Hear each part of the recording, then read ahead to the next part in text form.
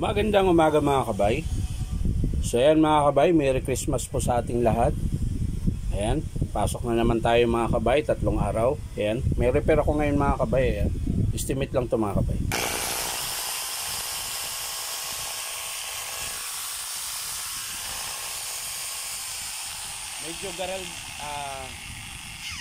Medyo garalgal lang po yung andar. So titingnan natin mga kabay kung anong dahilan. So tara, samahan nyo ako.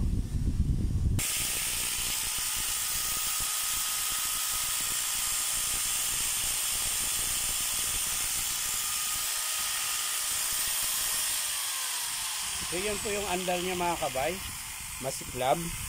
So titingnan natin mga kabay kung bakit, baka maluwag na naman yung spring. So tara mga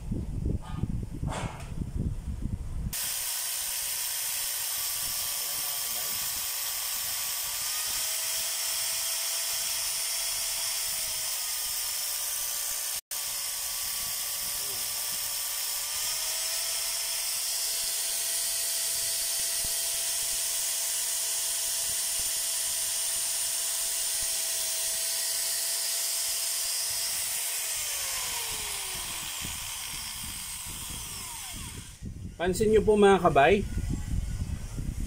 inayos ko lang po yung spring, gumana siya, nawala yung siklab. So ibig sabihin dito lang po, hindi lang maayos pagkalagay nung customer. Ayan, pinalitan kasi nila to ng carbon mga kabay. Ayan, bago po yung carbon.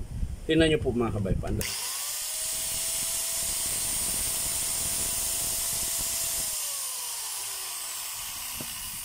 So yun lang po ang sira mga kabay.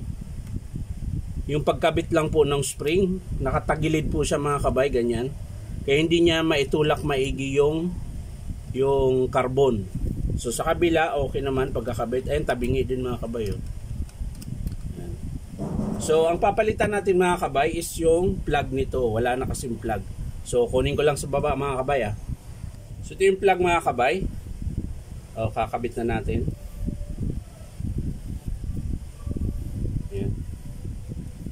Yung may-ari nito mga kabay, galing pa ng Tawi-Tawi. Dinala niya rito para ipa-repair. Pero suki kasi namin yun mga kabay, dito siya bumibili ng mga power tools.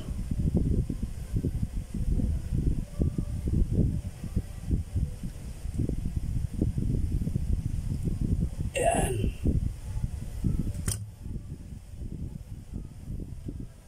So ayan mga kabay, nakabit ko na. So titesting natin ulit kung masiklab pa ba.